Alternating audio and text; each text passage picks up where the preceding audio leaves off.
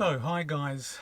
As I'm sure we all are, we're all sort of at the moment stuck because of the coronavirus, and we're all in lockdown and we've got all the restrictions and things like that.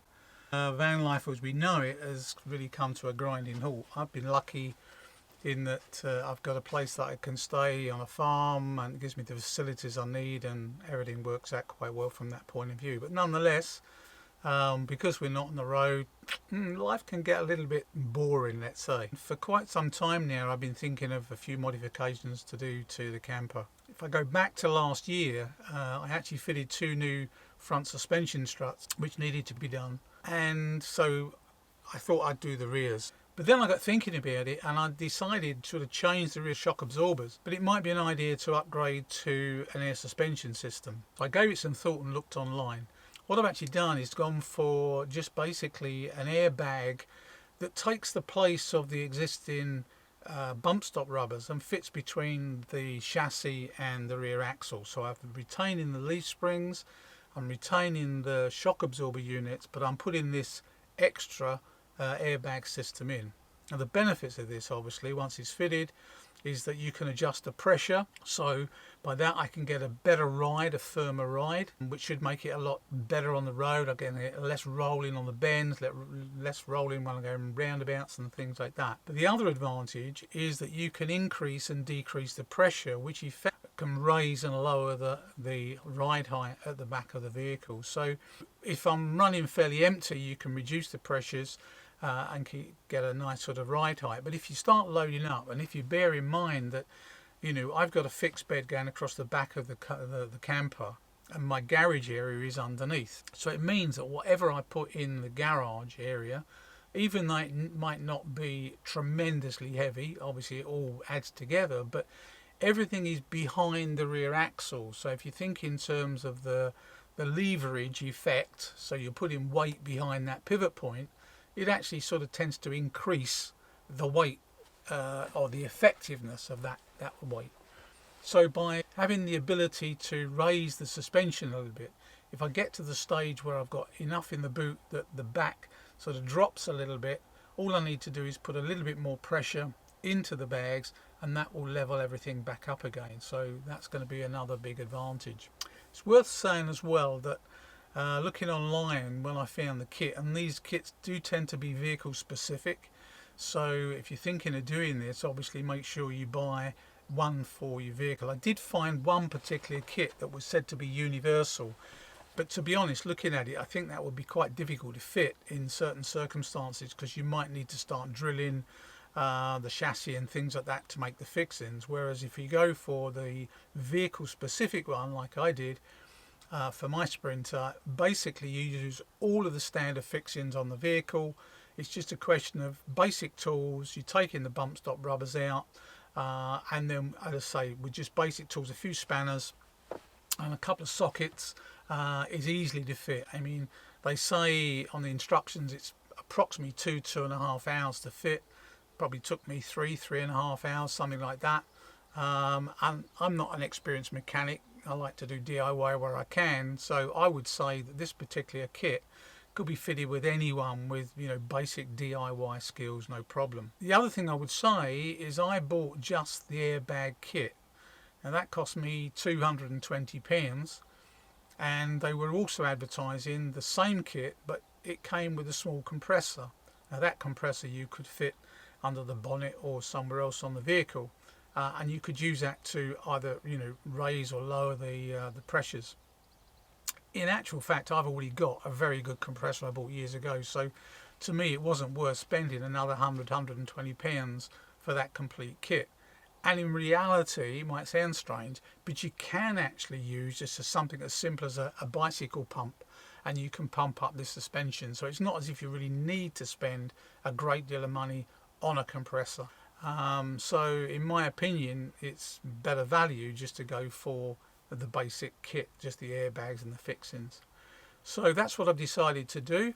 I'm not a qualified mechanic, so this is not a how-to or a detailed fixing guide. It's just me, eventually getting this thing fixed up. Other than that, basic tools, a little bit of time, take your time, and you should have no problems fit in the system exactly as I've done. So let's now go in and show you a little bit about how it's been done and the way it's worked.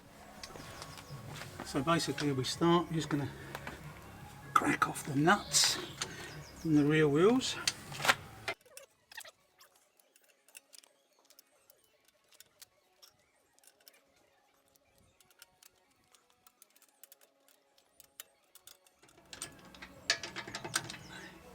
So now go and do the other side. So basically this is the setup. As I said before, you can see this is the top mount which goes around the chassis rail, top chassis rail, and this is the bottom section which actually loops over the back axle, top of the back axle, and one or two mounting points, and then you've got the airbags in between. So this is our method of jacking up the back of the van.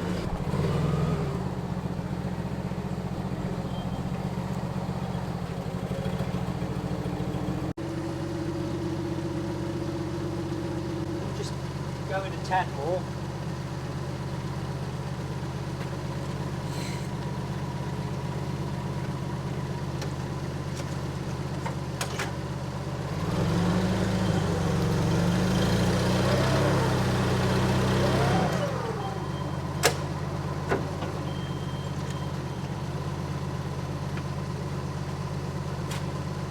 Just put that other block on it.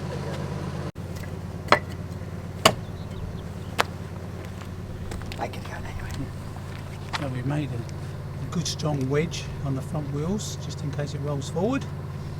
Hopefully it won't.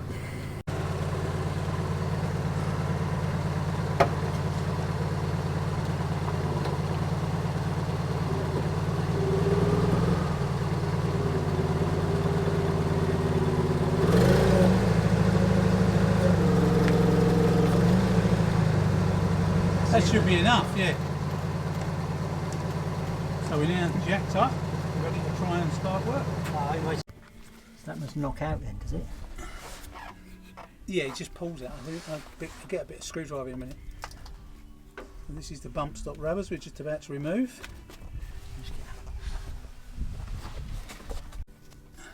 Yeah. Okay, so this is the bump stop rubber. I'm just going to pry out. This is where the top fixing of the air suspension will be. That was an easy job. So if we do this, yeah. Yeah. Okay, so these are the top first brackets that go in place of the bump stop rubber. This is where the main bracket goes around the top part of the chassis rail will bolt to in a minute. So Graham's just sliding these into position. Try and get a view there. They go in, so where the bump stop rubber would go.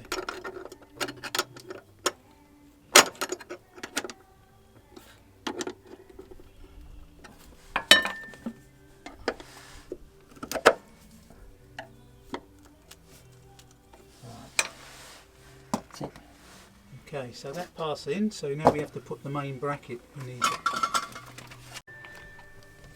it. Okay, so this now is the main bracket that goes around the chassis rail. And as Graham just pointed out, it's going to be quite tight because mine's been undersealed, so there's not much of a tolerance. So we might have to resort to a little bit of... right, well, hammer. I'll get a hammer. Soft hammer, Alan. Okay. And well, you can see that a little bit better. That's the top bracket. We've got to push that over the chassis rail, and then the actual airbag will bolt to the bottom of that. That will be the top fixing. Yeah. Right, so that's bolted up now if you want to... That's filming us now. How is it? Yeah. Yeah. Okay, so that's tightened up now then? Yeah. Yeah. Okay. So then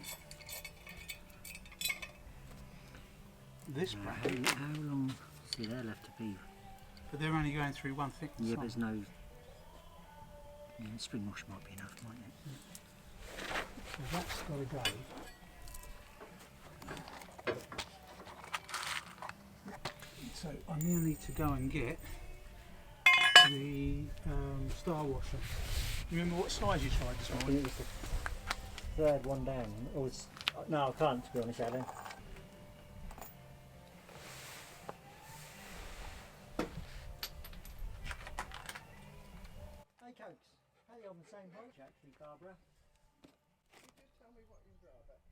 I'll have a Coke out of my fridge. What about you, Alan? Yeah, go on then.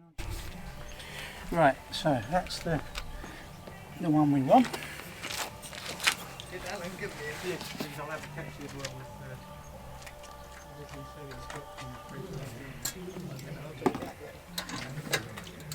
I was going to go.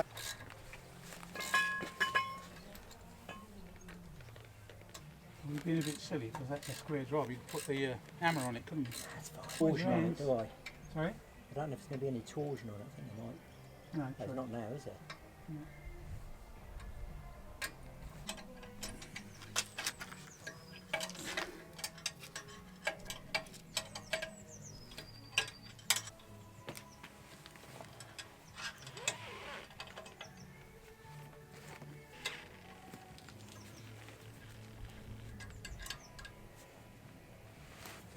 Tight. So yeah, we've got to Yeah, worry about that. It's flexible enough not to get caught anyway. Yeah. Did you do the top one? Yeah, on the your back. side? Yep. Yep. Yep. So all four tight. The 2 energy roll bars are tight. Right. We do the other side. Okay, I don't know if you can see it on the camera, but this is the second bump stop rubber coming from the passenger side, and that just clips out the long screwdriver. So that's that done. I'm going to clean it up just a little bit. As I said before, it's undersealed, so it's making it a little bit tighter over there. As I said, I'd rather have the underseal than no underseal. So. This is the mounting plate that replaces the bump stop rubber. This is where the top bracket from the air suspension bag will actually bolt to in a moment. Right.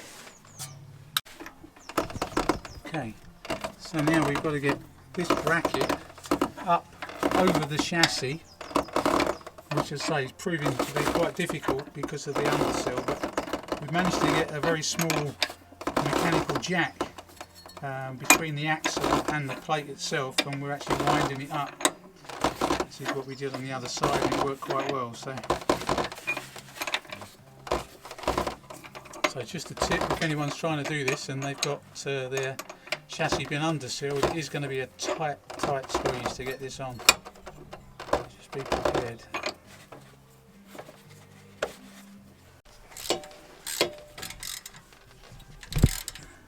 It's really difficult to see. The next job is to undo the anti-roll bar, because we use those two fixings for the bottom bracket. So Graham's just undoing the 2 bolts from the anti-roll bar.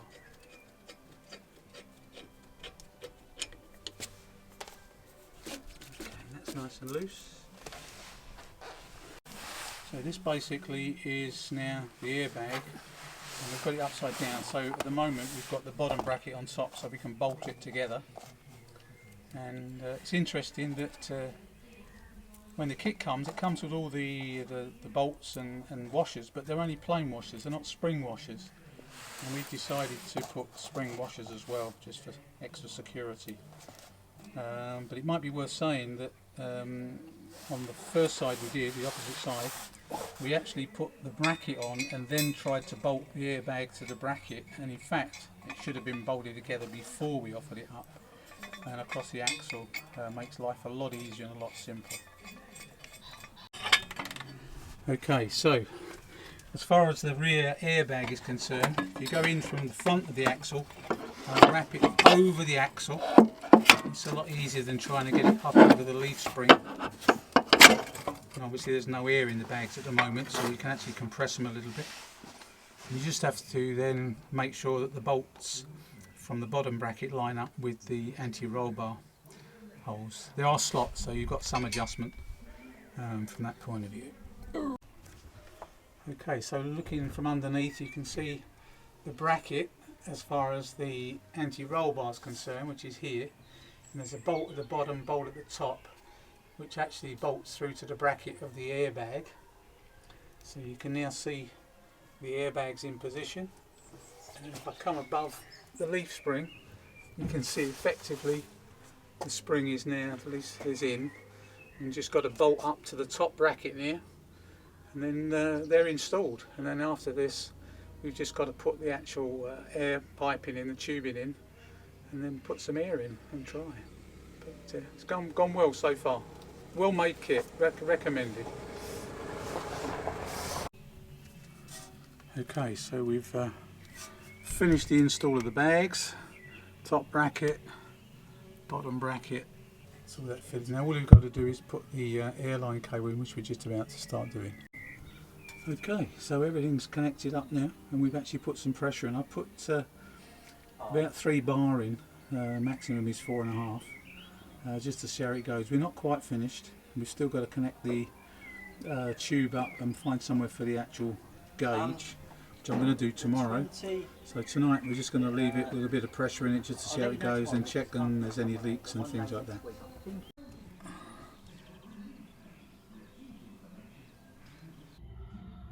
So this is the finished article. Huge bracket around the chassis at the top. It goes down to another bracket at the bottom. It goes over the axle and the 2 bags in between.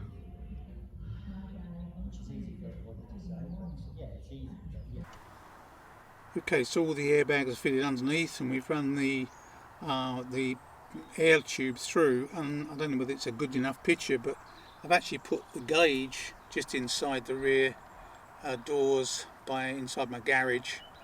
It's a convenient place to go. You can see here is the gauge itself, and then this is the valve to actually increase or decrease the pressure. So that's the job done. So it's just a question now of putting the back wheels on, torquing them up, and then taking it for a drive. I'm sure it's going to be fine, but it was quite an easy job at the end of the day. It took us about 3.5 hours, but I think I'm going to be pleased with the result. Well, I hope you found that interesting. If you did, don't forget to subscribe, tap the bell and give us a thumbs up. Thanks very much indeed. See you on the next one.